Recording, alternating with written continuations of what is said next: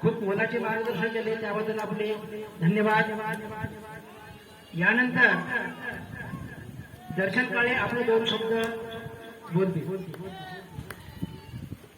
आजच्या कार्यक्रमाचे सन्माननीय अध्यक्ष, आदरणीय व्यासपीठ व तसेच उपस्थित असलेले सर्व गावकरी मंडळी, आज प्रत्येक भारतीयासाठी आनंदाचा, उत्साहाचा आणि सन्मानाचा दिवस आहे.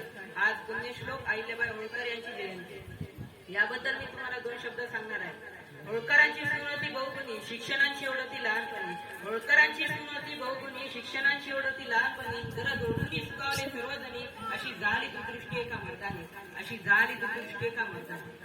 मराठ्याच्या इतिहासामध्ये अनेक पराक्रमी सरदार होऊन गेले, पण अहिल्याबाई होळकर यांचे नाव आजही अनेकांसाठी आदर्श ठरलेले आहे.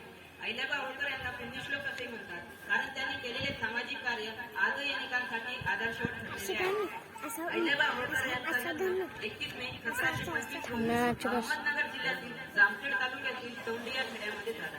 त्यांच्या वडिलांचे नाव गणपती शिंदे हे त्या गावचे पाटील होते.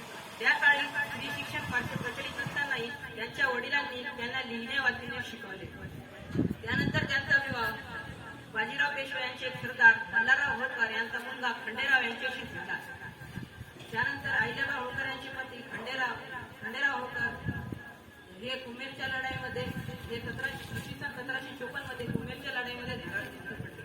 त्यानंतर त्यांचे सासरे मल्हारराव होळकर त्यांनी अहिल्याबाईंना सती जाऊ दिली.